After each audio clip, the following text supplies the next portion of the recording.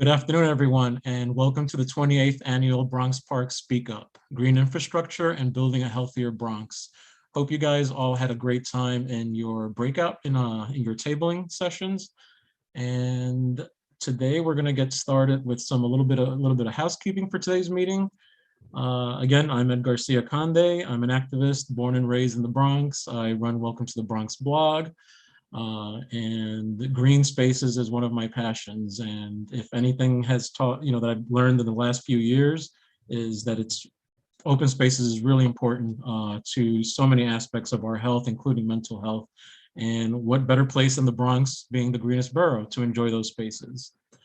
Want to thank the Bronx Coalition for Parks and Green Spaces and Speak Up Planning Committee for pulling it all together for our second virtual Bronx Park Speak Up. I want to also thank Con Ed for their generous sponsorship of Speak Up for so many years. They've been always a true supporter of this great meeting that we have here in the Bronx. The planning committee tried to put the best elements that the attendees love about the Speak Up into a virtual format. We hope that today you can find this informative and engaging. If you have any questions or you need assistance, please type a message in the chat and someone will help you. Typically at Speak Up, we usually host a raffle to raise funds for the following year's event, but since we can't do that this year, since we're not in person, please feel free to visit the link in the chat to donate. We really greatly appreciate that. Any little bit always helps and goes a long way. Also on social media, please make sure to follow us on Facebook, Twitter, and Instagram at BX Speak Up. That's @ BXSPEAKUP. Also, just as a reminder, the Speak Up is being recorded and live streamed. Now, a little bit of housekeeping for the speakers. Karen Argenti is going to be keeping time. She's our timekeeper every year, and she does an excellent job at this. When you see her screen at green, that means you can start talking. When it flashes yellow, that's when you have 2 minutes left, as she's showing right now. And when it turns to red, that means your time is up for speaking. So our first speaker today is none other than Vanessa L. Gibson, our Bronx Borough President and our first African-American president in the borough of the Bronx. We're really excited to have her speak here for the first time, and we're just waiting for her to sign on now.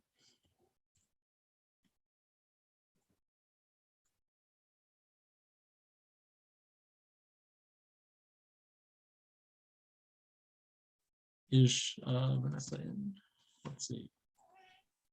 She's running a little late. Okay, no problem. Well, if anybody, oh, sorry. You're gonna see my cat jumping up a lot, so this is the joys of virtual events. So if you have any questions, just make sure that, just type it in the chat. And if we have time at the end of each, after each speaker, we'll be able to answer those questions. Also, I'd love to hear from you. What's your favorite Bronx park? Please put that in the chat. We'd love to hear that. And what else? And then, feel free to ask any questions that you have in the chat.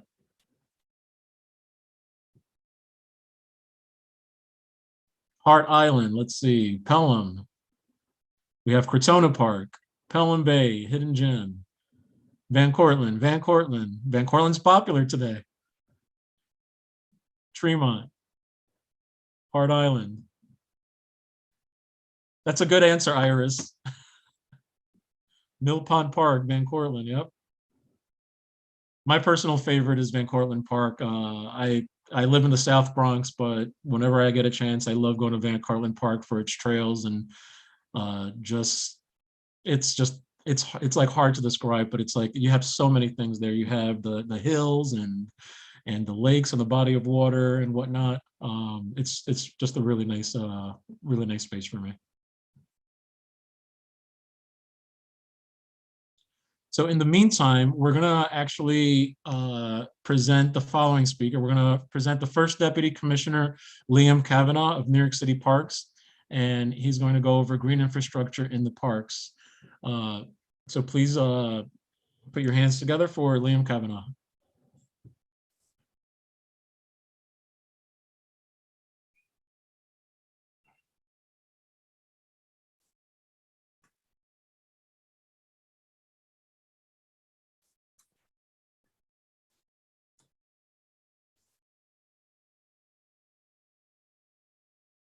I seem to be having a little trouble finding my presentation. So if someone can help me identify it, I'd be most grateful. Great.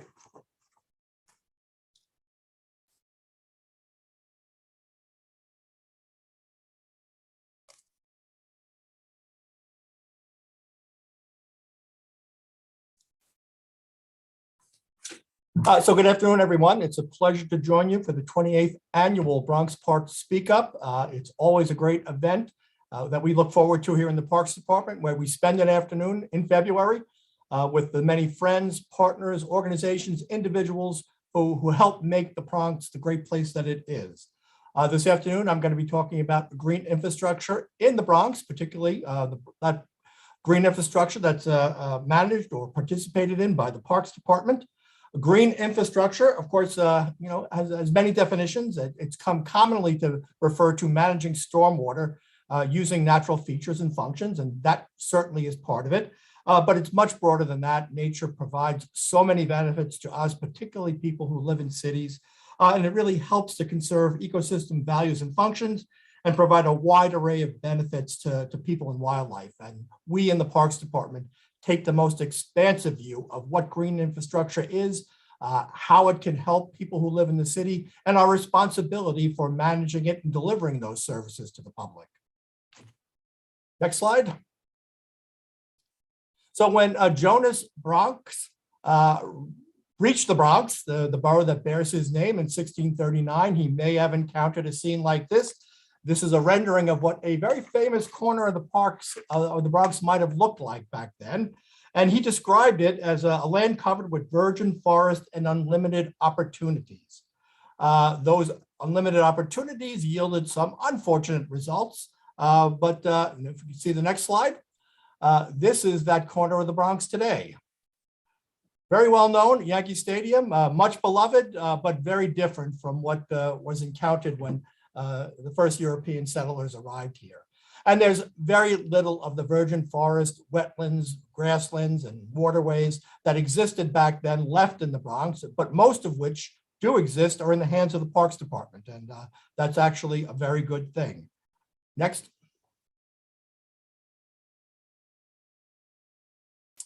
So we manage, on behalf of the people of the city of New York, 2,041 acres of Bronx forest. And since 1984, when the Parks Department established the Natural Resources Group, a team of scientists, ecologists, hydrologists, mappers, every discipline you can imagine, and then turned them loose on the roughly 10,000 acres of natural areas that exist within the park system to first quantify it, understand what's out there, think about how we protect it from encroachment, how do we preserve those really good, strong natural features, how do we expand them, how do we share them with the public. And over that almost 40 years, there's been some tremendous successes in all areas in terms of restoring forests and wetlands throughout the Bronx. Next.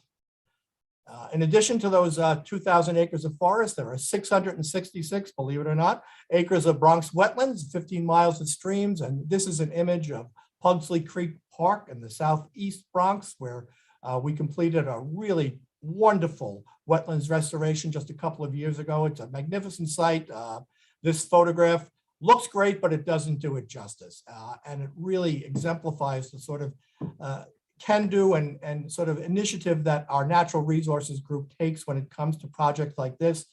This was actually built through a mitigation requirement that the Port Authority had. We were able to apply it to this little corner of the Bronx, and it's just magnificent.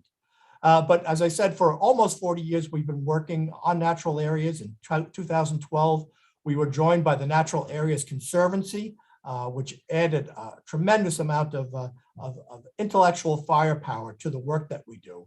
And in addition to that, we've worked with our partners throughout the Bronx, especially the Van Cortlandt Park Alliance, the Friends of Pelham Bay Park, over in Riverdale Park. We work with a number of organizations, and so many that I can't name them all. But we view this as a critical part of the city's, obviously, natural history, but also a critical part of the green infrastructure that we manage, maintain on behalf of the people of the city of New York.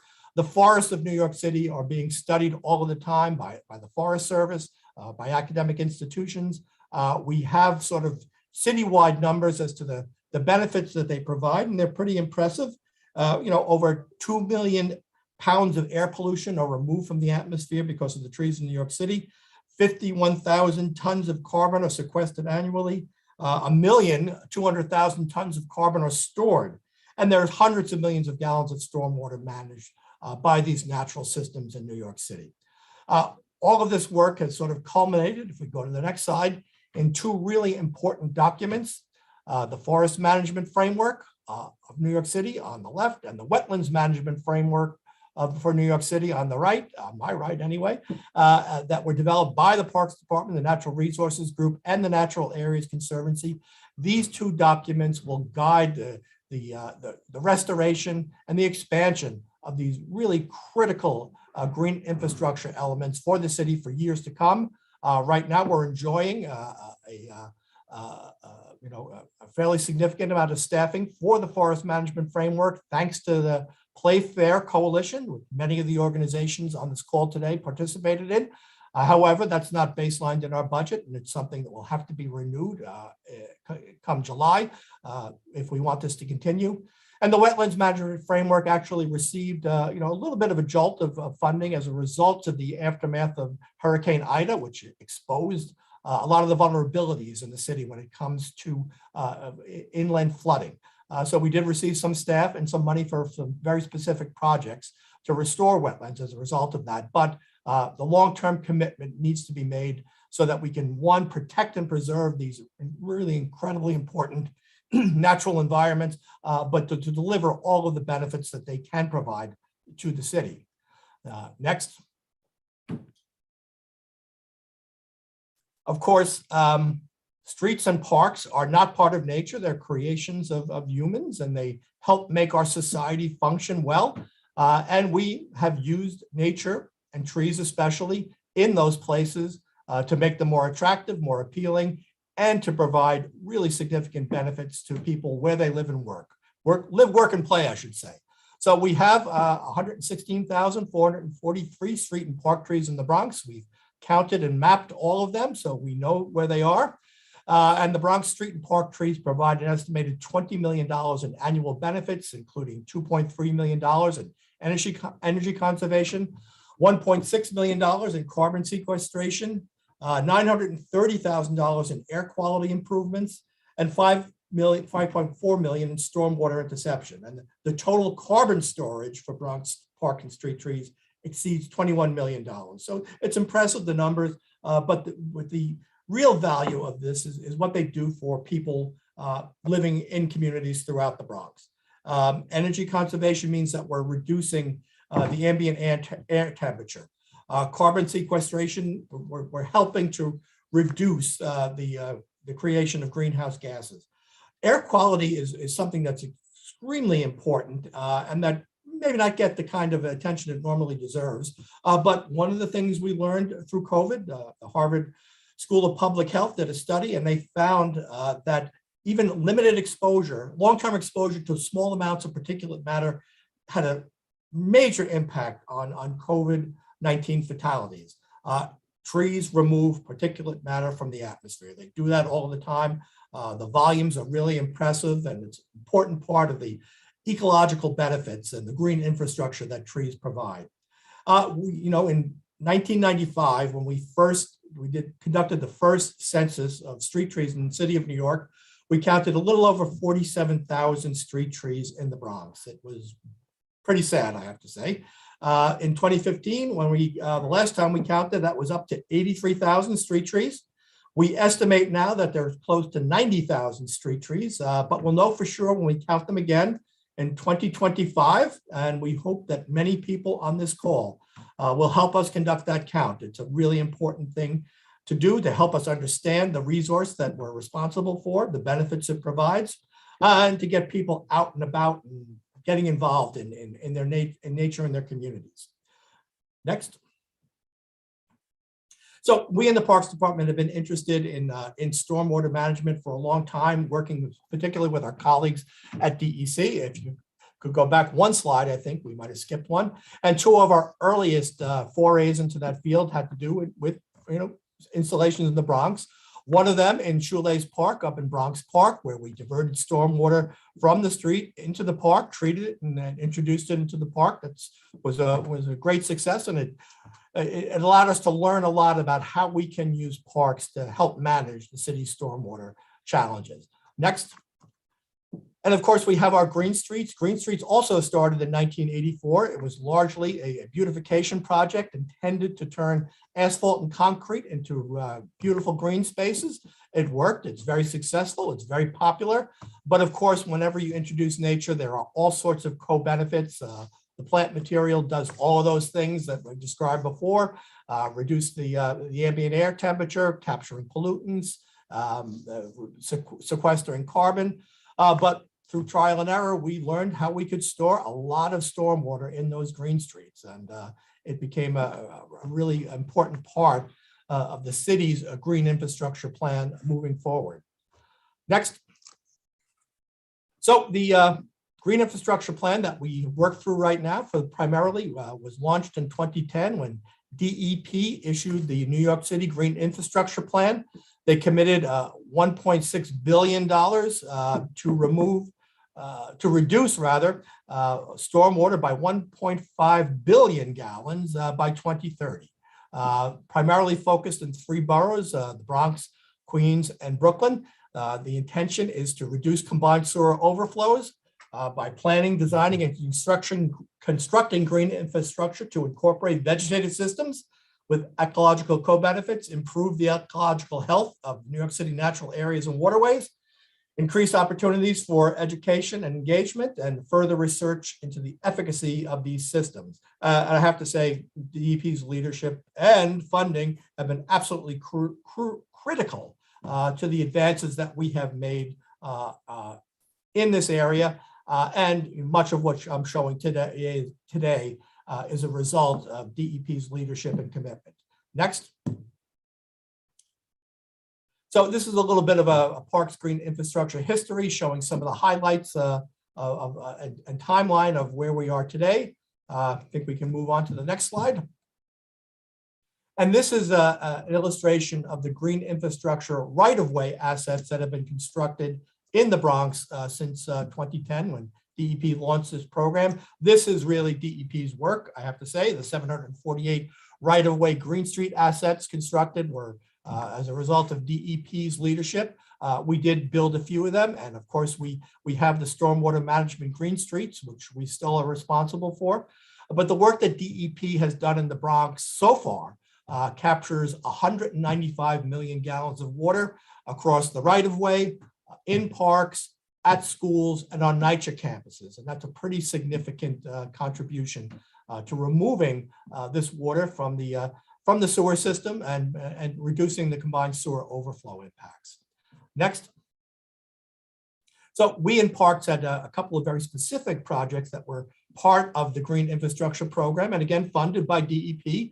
One was the Community Parks Initiative, which was our first initiative to address equity issues in parks throughout the city. 9 Bronx parks were rebuilt and included significant DEP-funded green infrastructure elements. This is an illustration of Renaqua Park down on 136th Street in the South Bronx, where we built these rain gardens. This is not the best view of the rain gardens, but it does show you the space that was allocated for that purpose. And I visited this park most recently in probably the late fall, and it looked great and it's working really well. Another initiative that, again, in partnership with DEP, if we can go to the next slide, is our parkland retrofits, where we retrofit parks with green infrastructure elements. We have 21 parks, 2 constructed, 3 in procurement, 16 in design. So far, the DEP, thanks to DEP, through the CPI program and the Bronx retrofits, we are capturing about 36 million gallons of stormwater annually in those designed areas. And when those in procurement and construction are in construction, procurement, and design are built, it'll more than double the amount of stormwater that's captured. This is one of my favorite park retrofits. It's St. Mary's Park.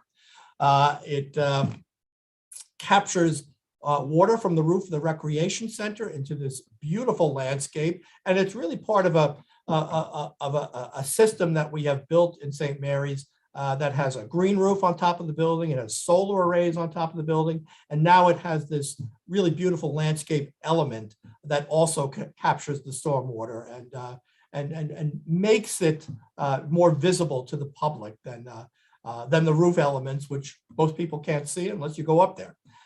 Next, of course, another one that's a particular favorite of mine is the Crotona Parkway Malls next to the Happy Land Memorial. This is a park retrofit that was done several years ago. It's really doing well, and I have to say it's something that always surprises and delights me whenever I pass by it. But it's a wonderful installation, and it just demonstrates how green infrastructure can be used not only to capture stormwater, but to add an important landscape and ecological element within really busy neighborhoods. Next. So these are the types of installations that we do through the Green Infrastructure Program. Rain gardens are very popular and something that we add wherever we can. Subsurface retention is really important because not only does it store a lot of water underground, but it also creates improvements to parks and provides new amenities such as the synthetic turf field that you see in this photograph on the upper right. Permeable pavements are used where the water just seeps right down into the subsoil. It doesn't get into the storm sewers at all. And then bioswales, which are a common element in the right of way, are also something that we use within our park retrofits. Next. So this is how we sort of prioritize those retrofits. First and foremost, we're looking for large impervious areas, asphalt fields, and parking lots with minimal tree cover. We also consider, some that have some impervious areas like athletic courts, moderate tree cover, and other park initiatives that come into play in our thinking. And then phase 3, the lowest priority are few impervious areas, but they may host future park initiatives such as diverting stormwater from surrounding streets or other areas. Nothing, if we go to the next slide, there are always pros and cons to whatever we do. For the subsurface work, some of the pros are, low maintenance. It doesn't obstruct existing programming. It doesn't get rated by our inspectors, which is something that our park maintenance staff likes. And it does upgrade recreational amenities, as I mentioned earlier. Some of the cons are there are some specialized maintenance that needs to be done. It does restrict future use of the site. It doesn't have the visual impact that nature can have, and it can really be a strong selling point and a strong educational point. And then there are no ecological co-benefits, unfortunately. With the surface expressions, as we say, it protects water quality. In addition to quantity, it's aesthetically pleasing. It's a potential for education and engagement, and it provides shade, cooling, and habitat, some of those other co-benefits that are so crucial when you're talking about nature in the city. The drawbacks are that it requires more space, it requires more maintenance, and it is rated by our inspectors, so it becomes an element that can cause a park to fail. Next. So where do we go in the future? Obviously, there's still a lot of work to be done to manage CSO outfalls. That is the driving force behind the GI program that we've worked through so far. But as we saw from Hurricane Ida, there is lots of places where localized flooding occurs after heavy rainfalls. This map displays those blue areas in the Bronx where flooding has occurred repeatedly. And these may be places there where green infrastructure can be applied. to reduce or eliminate, in some cases, the impacts of that interior flooding. That's something we really have to think about and start considering as we move forward with green infrastructure. Next, we do have the MS4 areas. As I'm sure most people on the call know, that the city has two sewer systems, the combined sewer system and the MS4 areas, which don't combine sanitary with storm runoff. Most of those MS4 areas in the Bronx are in parks, and we are going to have to manage the stormwater that is captured in those parks in different ways going forward to comply with new rules and regulations as they develop. And we will be looking for green infrastructure solutions to help us manage that. And then while I don't have a slide to display it, DEP issued amendments to the stormwater rule just 10 days ago or so. And we're hoping that this may be a catalyst to inspire more green infrastructure, particularly on private properties, where so much work needs to be done to manage more of the stormwater that enters the city system and causes both the costs and the challenges that it presents for our urban environment. And finally, next, the big future, of course, is the Tibbetsbrook daylighting. I know someone else will speak to this, but this is a rendering that was done by Gail Whitwer-Laird when she was Gail Whitwer working for the Parks Council back in 1997. It inspired so many people in the Parks Department to take up this cause, and it has been the holy grail of green infrastructure in the Bronx ever since. And we may be drinking from that cup in the not too distant future. It's a really wonderful thing to think about. But really, many parkies over many years have worked to keep this dream alive. And we're so grateful for the individuals, the organizations, the activists who also championed this really important project, which will help transform the southern corner or the southern end of Van Cortlandt Park while removing over 200 million gallons of water from the sewer system on an annual basis. Next. I'm over time, but I just want to thank all of the agencies we've worked with, principally DEP, whose leadership and funding have been absolutely crucial. Other agencies, DOT, DDC, and EDC have contributed as well. As Jonas Bronx said, there's unlimited opportunities. When he first set foot in the Bronx, there are still unlimited opportunities. They're just very different from what he imagined. And we just need the imagination to take them up and make them happen. So thank you, and look forward to participating in the rest of the event. Thank you so much, Liam, our first Deputy Commissioner of New York City Parks. Excellent and informative presentation as always. Now, up next, it is with great pleasure to introduce to you our Bronx Borough President, Vanessa L. Gibson, attending her first Bronx Park Speak Up as Bronx Borough President. Thank you so much. Good afternoon, everyone. It was good to hear our first Deputy Commissioner talk about the beauty of the Bronx, our Bronx parks and open spaces. So honored to join with all of you as your newly Bronx Borough President. I am so honored and privileged to be with all of you, and many of you I've known for years, worked with over the course of my time. I've been serving as Bronx Borough President for 2 months, just a little over 8 weeks, but we have already hit the ground running on day one. We've had a lot of challenges in the Bronx, a horrific fire in Fordham Heights last month, and we've been working so closely with all of those family members affected by the fire. And we've just had a lot happen. But in terms of my staff, putting together our team and formulating our vision, we are doing the work, we're ready to lead, and we're very excited. And I want to congratulate Iris Rodriguez-Rosa, who is now our first Deputy Commissioner for the New York City Department of Parks and Recreation. And I am very excited because we will have a strong voice in City Hall fighting for the Bronx. And that is what is so important. During my time at the City Council, serving 8 years, representing District 16, we did a lot of work together. We were able to open up so many parks and playgrounds, the CPI initiative that was talked about. I was able to renovate Little Claremont playground with DEP outdoor classroom space, a mini soccer field, sprinkler system. We reopened Grant Park. We did so many great things while I was there, and I'm really grateful. And now as the borough president, I get to represent every park, every playground, every green thumb, every community garden, working with all of our parks, organizations and advocates, and so many of our friends' organizations. We've had many, many cleanups, and I know this year we're going to do the same thing. But one thing I wanted to share with all of you, I don't know if everyone is aware, but a few weeks ago, I joined with my fellow borough presidents, all 5 of us. This is the first time this is happening. All 5 borough presidents, not only do we get along, we like each other, but we have a lot of great ideas.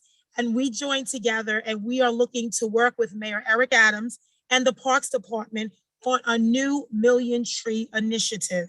Over the next 10 years, we want to make sure we can build out more trees, because we know for us in the Bronx, so many families live with asthma and heart disease, so many underlying health conditions. And we know that the enhancing of trees around our communities, our borough, working with schools, community centers, senior centers, working with NYCHA, and so many of our city partners, we can really make this happen. But I want to be very clear, as we talk about adding more trees, we have to make sure that the Parks Department is sufficiently funded. So we are asking, along with many of you, for the minimum of 1% of the city's budget focused on Parks Department, making sure we have more parks rangers, more gardeners, more playground associates, the PEP workers, parks workers, all of the staff that we know work so hard every single year, but obviously very overwhelmed. So we want to make sure that we're adding our voice along with the other borough presidents to this cause. We have a lot of support from organizations like New York Restoration Project has joined us, and we have other organizations that are joining on the effort. But that's just one component. I also want to work with the Parks Department on enhancing programs at our recreation centers.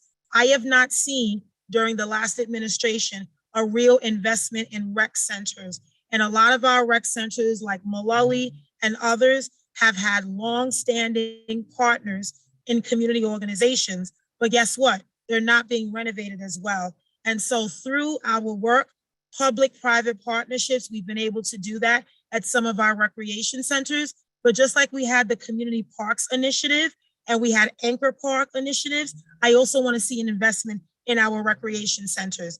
Our parks, our open spaces is the way to address healthcare, mental health, jobs, economic development, youth development, creating space for young people and families all across the borough, not just during the summer, but all year round. So this is a huge investment, and I want to work with all of you as we continue to create this blueprint for what we want our parks to look like. So I thank you all so much. I'm grateful for all of you, for your advocacy, for being the greatest parks champions, whether it's my time working with the Harlem River Working Group, working with my folks on the west side of the Bronx, or Pelham Parkway, or the east side. We have been all over, and I look forward to working with all of you. Congratulations again, Iris. I am so proud, and I can't wait to work with you in your new role. And thank you, everyone at Bronx Park Speak Up. Let's continue to speak up and do the great work together. God bless you all. Thank you, Borough President Vanessa L. Gibson, for joining us and that wonderful speech.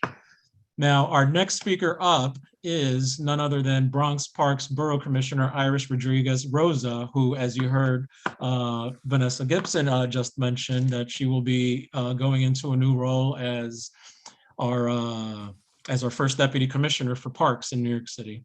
So without further ado, here we go. Thank you, Ed. Thank you so very much. I'm sorry, my voice is leaving, but I just wanted to say thank you. I always have to thank our borough president, Vanessa Gibson. When she was council member, I worked closely with her on so many projects. She is such a supporter and such a wonderful, staunch supporter of all the things, whether it's the Harlem River projects, whether it's the Parks Department, whether it's programming. She has been such a staunch supporter for everything that is parks, and she will continue to do so in her current role. And I look forward to working with her on a much grander level to be able to do that. And when you talk about being able to advocate for having 1% of parks, I also suggest that we do that. I know that the mayor has indicated that he wants to be able to try to do that. And right now we're looking at some budget cuts throughout the city, but I'm sure that that is on the top of his agenda to be able to try to address for us at some point. So I just want to say again, thank you to Borough President Vanessa Gibson, and continue to be a partner with her in all things parks. I also like to be able to mention, of course, our very dear Liam Kavanaugh. So he has been with us as First Deputy Commissioner for over 20 years. And I'm sure that all of us here at the Bronx Speak Up know how wonderful, how much of a great supporter he has been for the Bronx Speak Up. He has been with us for the 20 years. And for those 20 years, he has been part and parcel of everything that is the Bronx Speak Up. And we followed his lead. We always followed his lead to make sure that we had the Bronx staff, the managers and our chief of operations and everyone participate in this wonderful event that is held every single year. So I think that it's very important to be able to do that. So I apologize, my phone is ringing.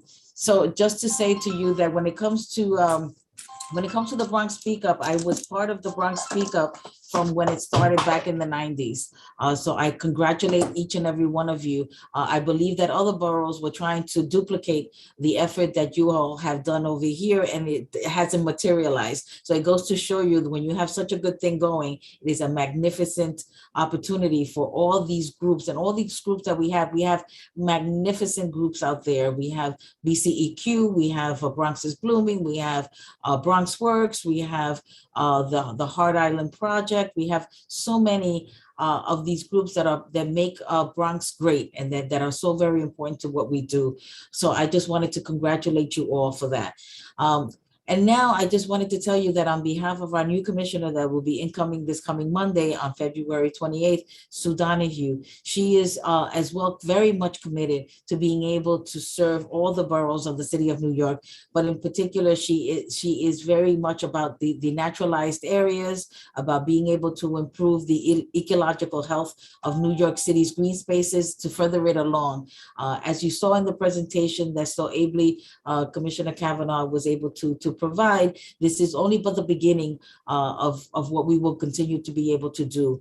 We want to be a partner with sister agencies in meeting the New York City's mandate to be able to reduce the combined sewer overflows. And as you saw in the presentation before, there are so many different ways that we're trying to accomplish this. And we want to, of course, increase the awareness of the stormwater impacts through the education, stewardship, and engagement that we try to do through our parks. And I have to say that since I've been here, there have been at least 50 locations throughout the borough of the Bronx that have benefited from these programs. So we have, some of them are in design, some of them have already been constructed, but as you saw in the presentation before, how beautiful a transformation can be for the benefit of the borough as well.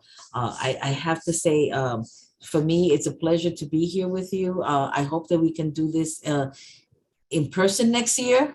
And I wanted to thank, I'm leaving the Bronx physically, going down to the Arsenal, but you can take the girl out of the Bronx, but you can't take the Bronx out of the girl. So I will be with you. I will only be a phone call away, and I will always be with you. And I want to thank you, each and every one of you, for the moments that we've shared and for the moments that we will continue to share in benefiting our parks in the Bronx. Thank you. Thank you so much, Iris, and we look forward to working with you in the future in your new capacity.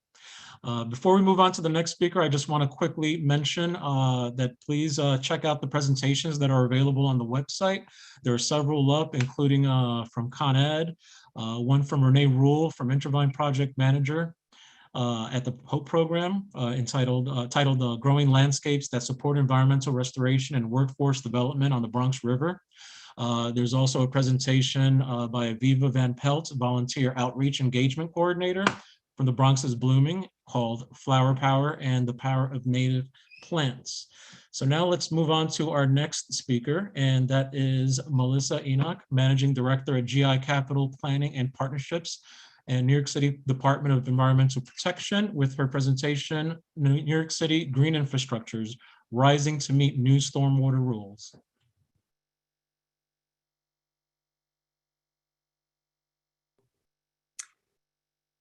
Good afternoon, everybody. Thank you so much for the invitation to speak here and join you all today. I'm very excited, and I want to thank the Borough President Gibson and Iris and Commissioner Kavanaugh for the wonderful speeches and presentations. And it's so wonderful to be a part of all the good work happening in the Bronx. So I'm going to talk quickly about our New York City Green Infrastructure Program. Commissioner Kavanaugh mentioned that the city has a pretty large investment in implementing green infrastructure to meet multiple stormwater goals. And, you know, the city is very diverse. We have about 60% of the area that is served by combined sewers. And then we have about 30 to 40% of the city served by separate storm sewers. And the Bronx is, I suppose, lucky enough to have a combination of both of those, combined and separate storm sewers. And we saw a map that Commissioner Kavanaugh shared as well. So we have implemented through the Department of Environmental Protection a citywide green infrastructure program that predominantly is focused in the Bronx and Queens and Brooklyn, to address combined sewer overflows. And so we have been implementing the program since 2012, and we started out with our right-of-way program because, you know, the city is over 30% public right-of-way, and that's what we define here as sidewalks and roadways. And it offers a really great opportunity for us to work with our partner agencies to implement distributed stormwater management practices and try to catch it where it falls. We've also partnered with other public property owners, such as schools and parks and housing, to implement green infrastructure. And we have some private property initiatives as well that we've been able to implement. So we've done a lot through this program with the help of parks and many of our city agencies. So since as of December 31st, we certified our first milestone. We've constructed over 11,000 distributed green infrastructure assets. We're managing over 1,500 greened acres, and we are reducing CSOs by 507 million gallons per year. That's a third of our citywide target of 1.67 billion gallons per year, CSO reduced. And we've done this with, you know, the help of a lot of people attending this event, not just city agencies, but also stakeholders who continue to suggest wonderful projects and, you know, bring us back to the Bronx over and over again to see what else is possible. So I just want to quickly show, you know, how our green infrastructure and the right-of-way has kind of evolved over the years. We started with our typical rain garden that you see at the top left that has the curb cut for the inlet and outlet for stormwater to go into the vegetated area and out. And over the years, working with homeowners and community groups and city agencies, we've learned that if we really truly want to saturate the city, we have to think bigger, and we have to change our designs, and we have to work with the limitations that the New York City right-of-way has. So some of our designs have evolved over the years to meet that need. So we have a rain garden at the bottom left that has a stormwater inlet.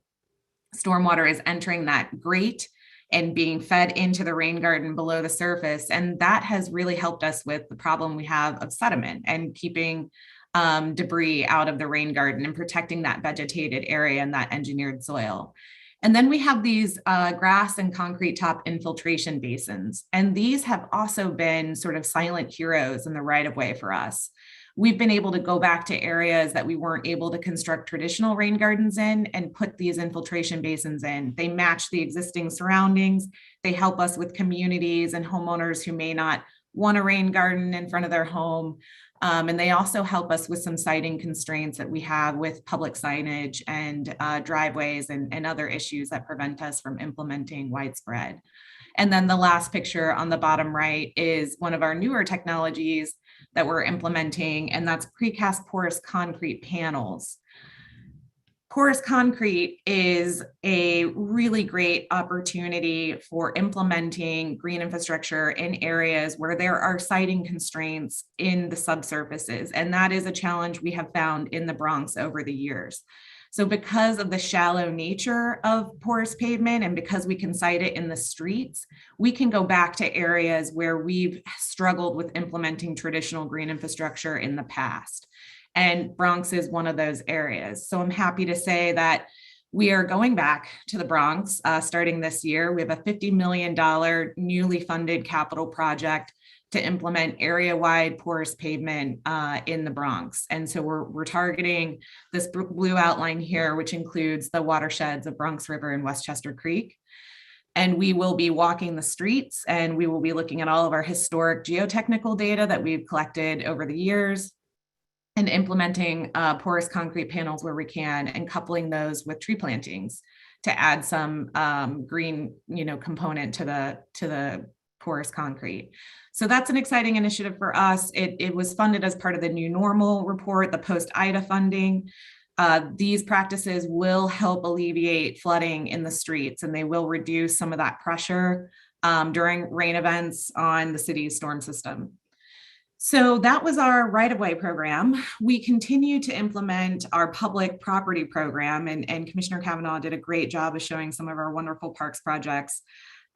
We do this with NYCHA, we do this with parks, we do this with schools, we do this with other public agencies like Taxi and Limousine Commission. So we go in, we retrofit parking lots, we put subsurface storage in, we put in rain gardens if we can. We're looking at some green roofs with schools, which is a new kind of partnership for us. And that's also a tremendous opportunity. And so those were our public property initiatives. And one of the things I'm excited to talk about today is what we're doing on private property. And there's a lot of opportunity for this in the Bronx as well. So first, we have private property incentives. We have a green infrastructure grant program, which funds green roofs. We just did 2 green roofs at the new Wegmans in Brooklyn and Industry City, the Navy Yard. And we continue, we've done about 30 projects there, and we've committed about 15 million. The city has a green roof tax abatement, which is a good opportunity for some property owners that generate income. It has been increased to $15 in priority districts, and there's some upcoming changes in the legislation to expand those districts. And then new as of last year, we kicked off a $53 million contract to retrofit very large privately owned properties with green infrastructure. This is a very unique contract in that we can sort of cut ourselves, the city, out and allow a contractor to work directly with the private property owner to implement stormwater management practices. And so if you have big, we're talking larger than an acre or an acre, privately owned, highly impervious properties in your neighborhoods, or that you've had your eye on and you wonder how the stormwater is being managed on that property, please send them our way. We want to make them green. We want to retrofit them. And then there's not just the incentive side, right? We have stormwater regulations as well. And we are very pleased to announce that just on February 15th, we promulgated what we're referring to the Unified Stormwater Rule. And this is really our opportunity to capture new and redevelopment across the city. The city has a 1.5% redevelopment rate, and that's a good opportunity to get those properties to manage stormwater better. So before the rules came into effect 2 weeks ago, we had these sort of split stormwater regulations, one for MS4 and one for combined sewer, and one really thinking about water quality and one really thinking about sewer operations. And we, a few years ago, launched a team to study the rules and think about how to implement all the lessons we've learned through the green infrastructure program and bring the rules together and have development perform better for our city. And so what that has led to is the Unified Stormwater Rule. And it's quite exciting. So now we have citywide stormwater regulations. We have, for projects that disturb 20,000 square feet or add new impervious area of 5,000 square feet or more, they are required to implement green infrastructure. And that is the first time we've ever had a rule like this. There's very few cities across the country that have one as strict as ours. But we have learned a lot of lessons through engaging with those other cities. And one of the really exciting things about it is we've created a retention, like a vegetated retention for stormwater management practice hierarchy. So we show developers in advance the types of green infrastructure we think they should be implementing, and they need to meet that hierarchy unless they have constraints. And so there's a lot of back and forth in the beginning, but we provide all this guidance up front so that designers have the flexibility to choose the practice that meets the city's requirements and need for vegetated retention practices, but also meets the property owner's needs for getting their property redeveloped. So it's a really exciting rule. And I, encourage everybody to look at our new stormwater manual that's also on our website. Has a lot of, again, it's very visual, and it has all of these like secrets we learned over the past 10 years implementing GI that everybody's always asked us for. Like, how do you design a drawdown time in a rain garden, or how do I put the inlet in to make sure I'm maximizing stormwater flow? And all of those things are laid out, and we presented them in a very visual way. And I think it's a really good opportunity, not just for the development community, but for anybody interested in really learning how these practices function and how they make our city better and more capable of managing stormwater, but also more resilient towards stormwater flooding. So a lot of information online, and we're really excited to see how this new rule changes the way development happens in New York City. So that was my last slide, and I have my email address here for questions, and just a note to stay tuned for the upcoming workshops because I think they're going to be really exciting. Okay, great. Thank you, Melissa. And actually, that answers a question that Melinda Hunt from the excuse me, from the Hart Island project had, which was how to get in touch with you. So we're going to move on to our next speaker. And our next speaker is Christina Taylor, Deputy Director at Van Cortlandt Park Alliance. And she is going to be talking about daylighting Tibbetts Brook, seeing the light after 20 plus years of advocacy. And this is something that's really exciting. And we got a little sneak peek from Commissioner Kavanaugh earlier. So we're very excited to hear this presentation. Thank you, Ed. Thank you, everybody. Let's just see.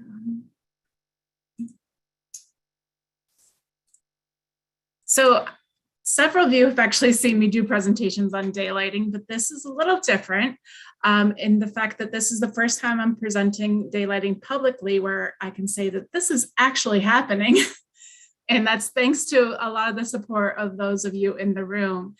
So it is a very exciting time that after 25 years of advocacy, daylighting is going to be happening.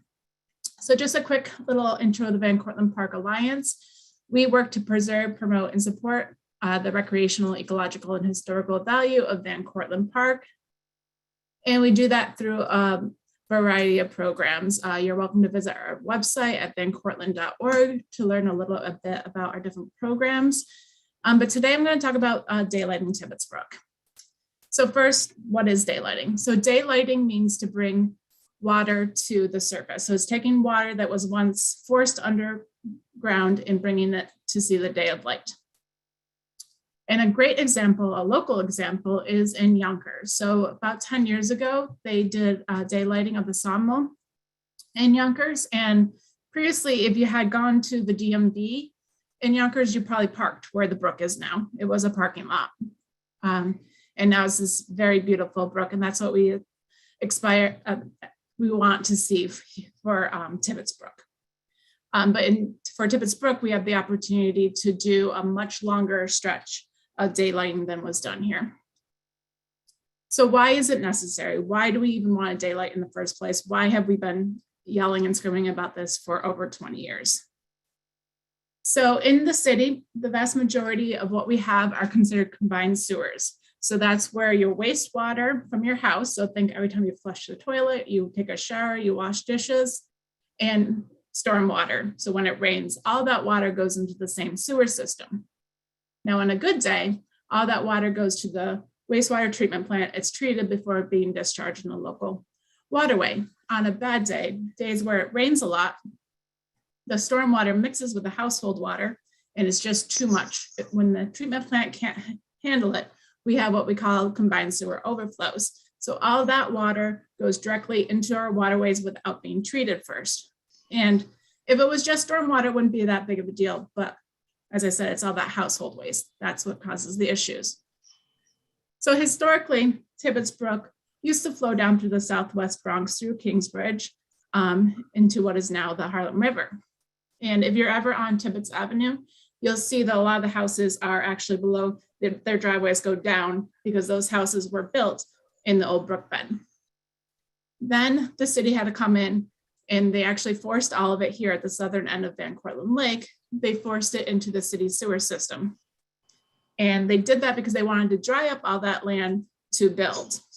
And when they did it, the city wasn't that big, so the sewers could handle all that extra water.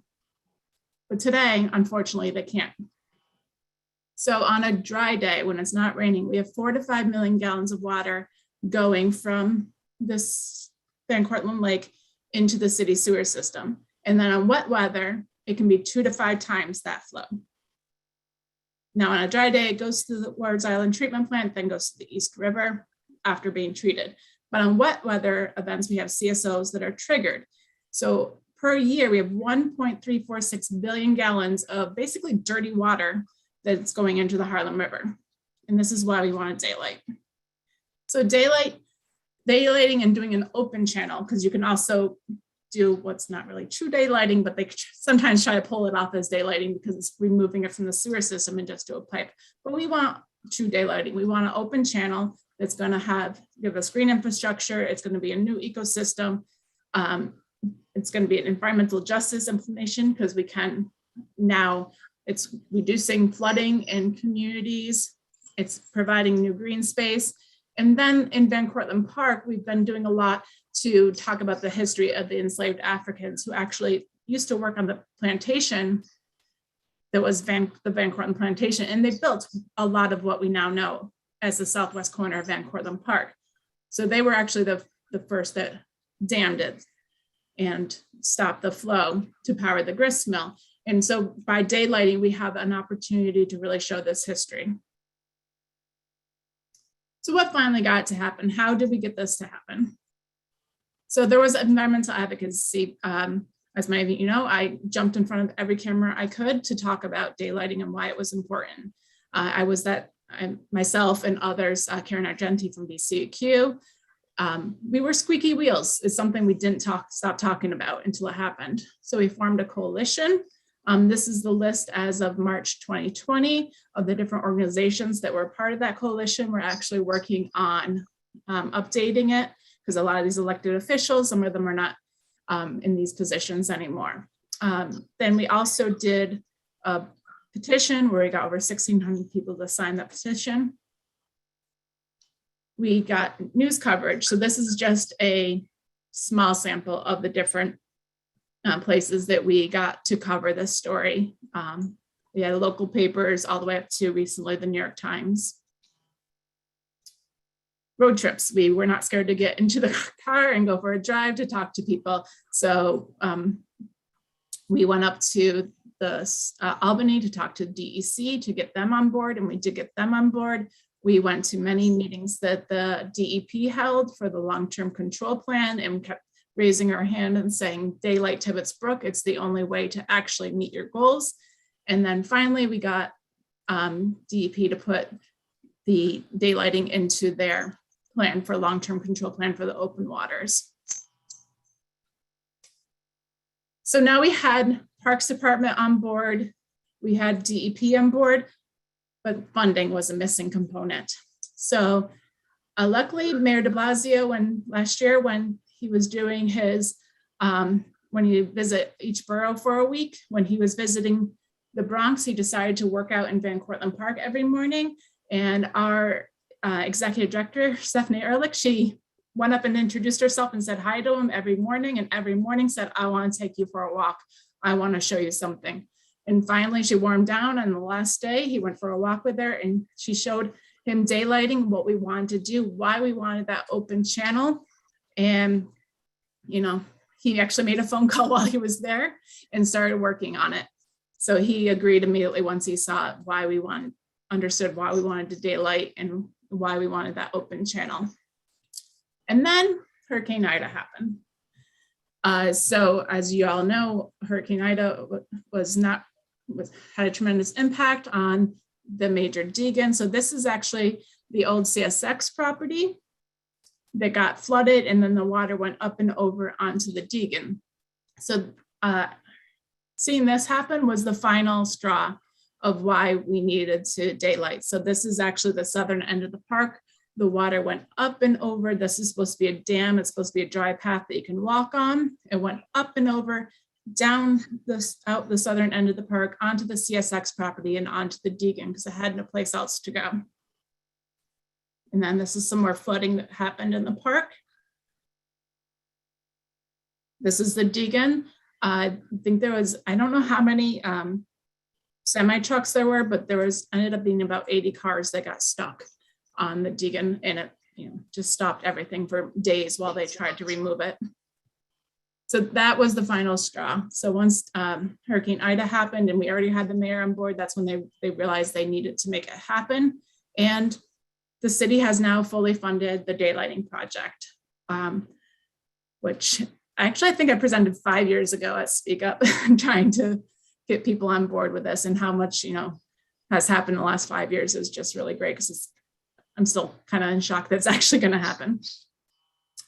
So this is very preliminary drawings of an open channel leaving Van Cortlandt Lake and going down the old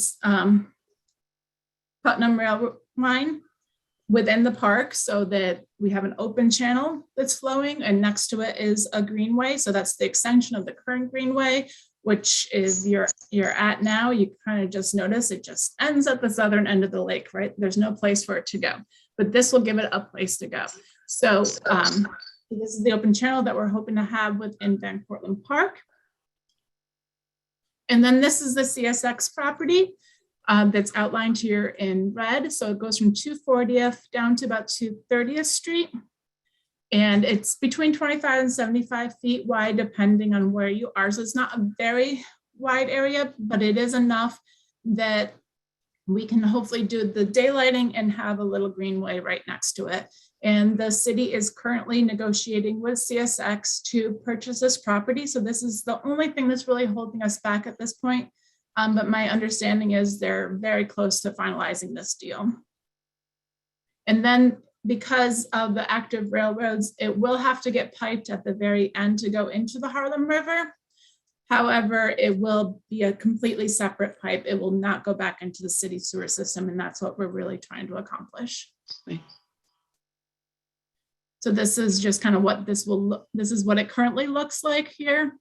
It's just an old abandoned rail bed right next to the highway. And then, there's all these new box stores that opened up. On the right is an artist rendering courtesy of the city as a living lab. This is just one thing that could potentially look like they haven't gotten that far yet in the designs to have any designs yet for the CSX property. So daylighting is happening. So what's going to happen? The next couple of years, they're going to do some improvements around the lake itself. So they're going to be taking out some non-native invasive plants and putting in some native vegetation along the borders. And then they're hoping 2024, 2025, construction will happen, which will take approximately 4 to 5 years. And then they will be actively seeking out community engagement and getting feedback. So they're hoping in the next month or two to be sharing a comprehensive plan of how they're going to get feedback from the community of what they want to see for daylighting. So thank you all very much for listening about the updates for daylighting, and I'm hoping maybe in 5 years, I can do another presentation about what the project looks like, maybe 10 years. Thank you. Thank you so much, Christina, for that awesome presentation, and congratulations again on your advocacy. You are the true Bronx spirit of persistence and eventually getting things done. We do have time for some questions, so please stick around. And also, before we head on into the next section, I also want to thank everyone that's here at Bronx Park Speak Up. Bronx Park Speak Up is extremely special. You know, it's everybody who loves our green spaces coming together, advocating as one borough, talking about what's awesome about their spaces, and sharing that love. But you guys are also the eyes and ears of everything that happens in your little corner of the Bronx and your little corner of the green space. And it's really you guys who make those spaces special, because you're able to relay the needs you know, to the higher ups and the people who can make those changes, to the local elected officials, to the people in parks, you know, so really want to thank all of you and all of the friends groups that make the Bronx like so special. So we're going to move into some questions. Let's see, hold on a second, what do we have here? Okay, we have a question from Diana Finch. Why can't CSX give the property to the city?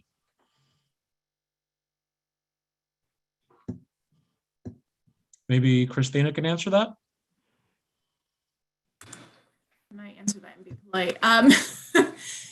Yeah, that's been one of the things that we've struggled with, is why is CSX not willing just to give the land, where we know that in Manhattan with a High Line, they gave it to the city for $1, is my understanding.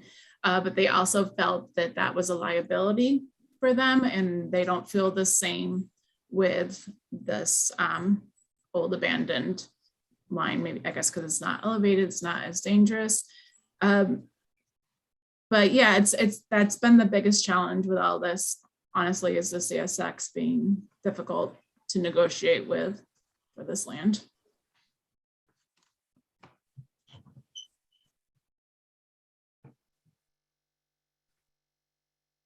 Any other questions from anyone? Feel free to ask. We still have some time. Just please put your questions in the chat and we'll get to them. And also, just so you know, that workshops start at 1:30 and they'll end at 2:30. And from 2:30 on, the awesome Milka Martell of Loving the Bronx will be taking over from there as MC. Here's another question. We have a question from Jay Sheffield. Are all the issues worked out with Metro North to connect at the Harlem River? I don't believe I can say all issues have been worked out, but I know that Parks did talk to them a few years ago about it, and they were on board at that time. I'm not sure what the current status is, but at that point, like I said, it would have to get piped underground because of the active railroads.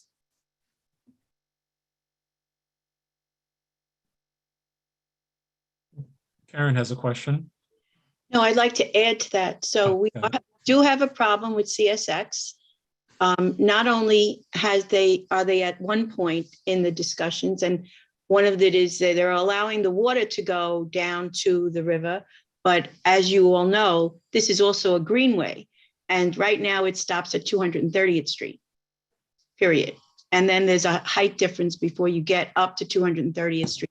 And where do you go from there?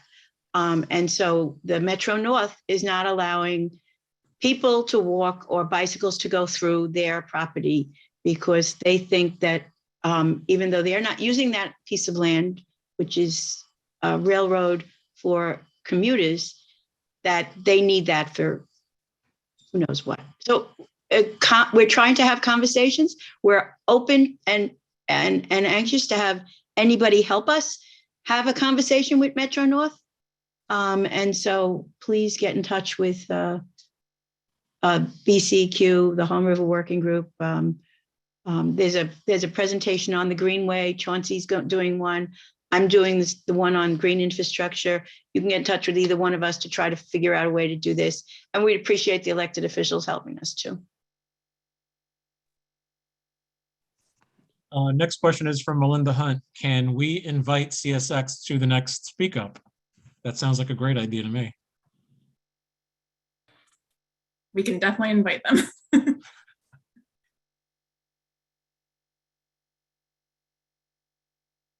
And here's another question from Diana Finch. What is the outreach program for the bioswales and rain gardens? They seem to have suddenly appeared, and sometimes neighbors are taken by surprise and don't care for the placements. I can take that one. That's a good question. So we issue advance notice about a year before we start construction, and then again a few weeks before we start construction. Even before that, when we walk the area and do our geotechnical investigation and we spray paint the areas where we are going to be doing some subsurface investigations, we send out brochures, and hang them on people's doors. And then we present to the community boards, and we alert, we try to alert the the council districts and community boards as we move through the process. And so all of our informational documents have our hotline number, 311 link, and an email account where we have a dedicated staff person who answers those. And so, sometimes the placement is a challenge. And we have certainly worked one-on-one with many homeowners to understand their concerns and maybe slightly adjust the practice, because again, it's our objective to implement as many as possible. And we really don't like to rule out any location. So we go into, negotiation with homeowners if they don't want it in front of their home. Great, thank you for that.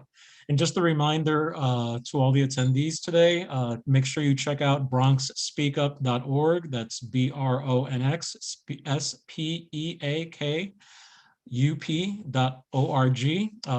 You can check out the descriptions for the workshops that'll begin at 1:30. We also have another question, and this one's from Fernando Tirado. Is the next stop to finally give us access to the Harlem River? I see a lot of head shaking. Yes, from Karen and Christina. So yes, what we really like to do is get this, obviously, we really like to get this going all along the Harlem River, along the edge as much as possible, and to extend the greenway, even if we can't do it. Because once you're at the water, right now the plan is to take the water from the park that goes down the stream. If there's any left over, it'll go into a pipe eventually and go into the Harlem River. But we would like to continue the greenway all the way down as far as possible. There's very good reasons, which we all heard from Liam and other people about, continuing putting green things as many places as we can. And so we'd love to continue the greenway all the way down to the Triborough, or whatever they call it now. I still call it the Triborough. It's hard to call it RFK. We have another question. This one's from Louis Kleinman, and this one will go to Liam. Who do you reach out to about issues with smaller parks, and how can they follow up? Well, if anyone has a particular pressing issue with a park, a condition that they see, or a problem that they identify, call 311. It's absolutely the best way to get the information to us and get it into the hands of the people who can address it quickly. However, we are always interested in people getting involved in their local parks, no matter how small they might be. We do have friends and partnership organizations that are devoted to relatively small parks. We're always open to creating those kind of relationships. We have our Partnerships for Parks program that works very well all over the city, and many of you are very familiar with it, that supports organizations that want to care for parks. So if you see a problem, call 311. If you want to get involved, contact us through the borough office, and we'll connect you with Partnerships for Parks. And actually, I have another question that can go to you probably. Ray Pultinas wants to know, why are toxic pesticides still being used in our parks? Are there other solutions that are more sustainable? Well, we have, over the last few years, we have significantly reduced the amount of pesticides that we use in our parks. However, there are some situations where we can't get control over invasive species or problematic plants yet with the products that are on the market. We've confined our use to very specific situations, particularly when our staff is repeatedly exposed to vehicle traffic. You know, those green streets, they're wonderful, they're beautiful, but they need to be maintained and they're out in the middle of traffic. So we want to reduce the exposure, and we do use some pesticides in those situations. We use them for plants that are potentially hazardous to people, like poison ivy. Those treatments are very localized, but you know, it's an effective way to prevent that plant from causing problems for our workers and for the general public using parks. And we do use it very selectively in natural area restorations, but in situations where we have limited access to the site, so there's no chance of exposure to the public. But we are continuing to stay current with developments in the marketplace, and we're always looking for and trying out new ways to manage plant life without using pesticides. Great, thank you for that. Bob Bender also has another question. We also need access to the Hudson River Greenway. There is no greenway along the Hudson in the Bronx as there is in Manhattan. I don't have a quick answer for that, but you know, the greenways in Manhattan didn't happen overnight. I know the Bronx is chagrined that there hasn't been the advances that they've seen in some of the other boroughs. I think the time is coming for the Bronx. The advocacy that we hear from many organizations is really important to keep that momentum going forward. But you know, just a great example, and I know it was controversial, but the Putnam Greenway in Van Cortlandt Park, just opened a couple of years ago. It is amazingly popular, and it connects New York City to Buffalo, which is just an extraordinary thing. So things can take a long time, but they can happen. They do happen. They make really significant improvements in our access to transportation that doesn't depend on motor vehicles. And yes, we have a long way to go in the Bronx, both on the Harlem River and the Hudson River. But working with people on this call, we're going to get there. Great. And actually, I have a question myself, and it's related to the High Bridge. How can we get the High Bridge actually opened later than the current times? The High Bridge is an important connector between the High Bridge community and Upper Manhattan, and so many residents rely on this, safe passage to cross. As you know, the Washington Bridge is not that easy to use, No. I stopped using it personally for cycling because it's just almost impossible to get through. So when, how can we advocate for extended hours on the High Bridge, such an important connection? That question has posed a problem for parks. Technically, and not just technically, legally, all parks close at 1 a.m. or earlier if posted. So having greenways actively going through parks that are technically closed, creates a little bit of a juggling act in terms of management and authorities at times. But I do understand how having access to the High Bridge later would be beneficial to lots of people.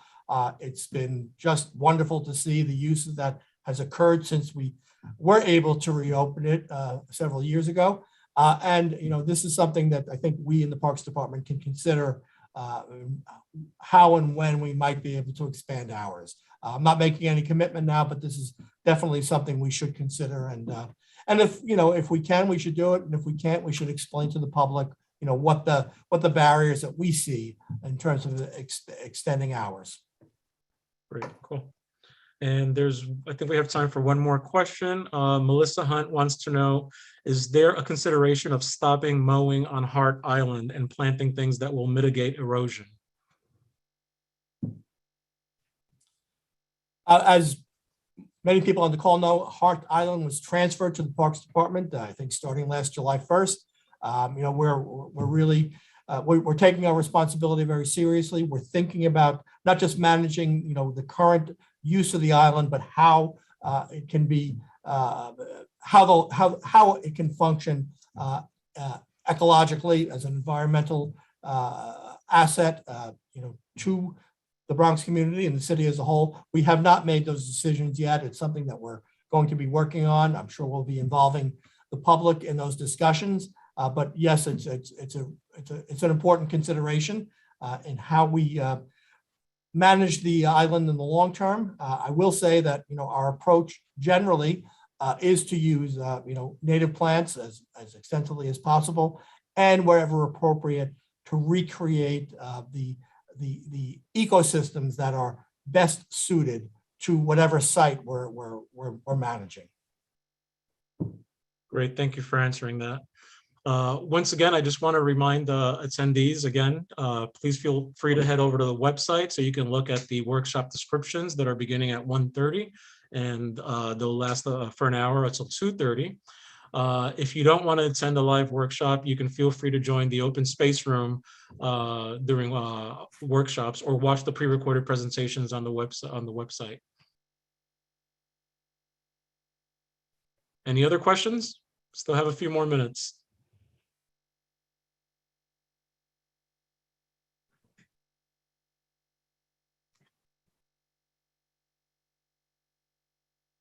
Let's see.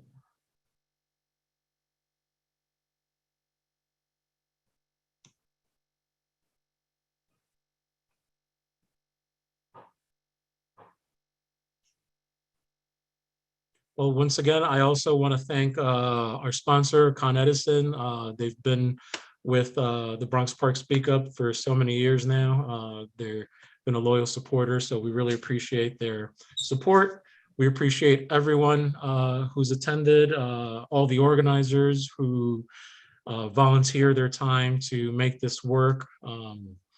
So we really appreciate that, and we're looking 28 more and more and beyond years to continue to doing this.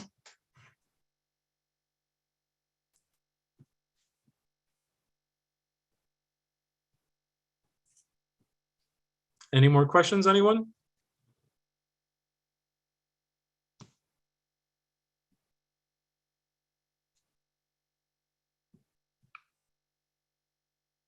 Okay, well, we have some extra time until 1:30. 1:30, the workshops begin. Again, make sure you check out the website, and then you can join the particular workshop that you want to join.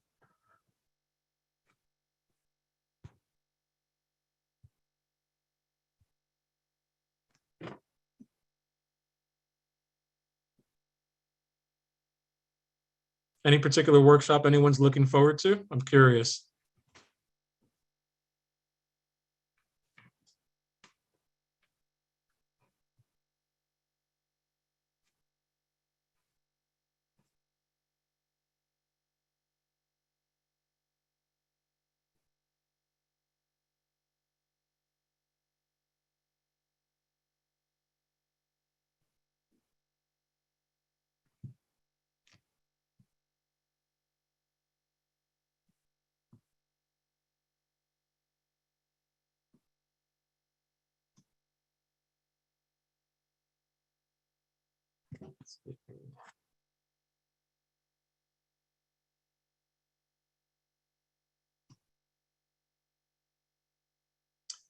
Fernando actually has a question here. How can we build in greater resiliency in our parks to mitigate flooding, falling trees, and environmental degradation?